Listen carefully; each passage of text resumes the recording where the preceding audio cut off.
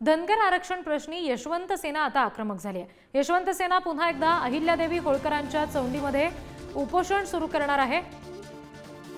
अधिवेशनाच्या दिवशी उपोषणाची सुरुवात होणार असं कळतंय आणि अधिवेशन संपेपर्यंत आरक्षणाचा निर्णय घेतला नाही तर शेवटच्या दिवशी आत्मदहन करण्याचा इशारा दिला गेलाय।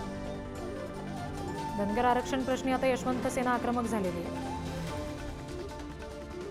प्रतिनिधी ज्ञानेश्वर चौतमल यांच्याकडून अपडेट्स घेऊया।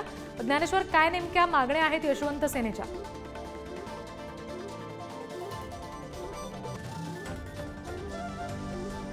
आम्ही यशवंत सेनेच्या वतीनं परत ज्या दिवशी अधिवेशन सुरू होतंय त्याच दिवशी परत राजमाता अहिल्यादेवींच्या चरणी आम्ही जातोय आणि त्या ठिकाणी अमरण उपोषणाला मी स्वतः आणि अण्णासाहेब रुपनवर पाटील, यशवंत सेनेची सर्व टीम, महाराष्ट्रातील सर्व धनगर समाज लाखोंच्या संख्येने तिथे उपस्थित राहील आणि हे उपोषण सुरू राहील। तुमचं अधिवेशन आहे तोपर्यंत आम्ही उपोषणात बसलेले असू।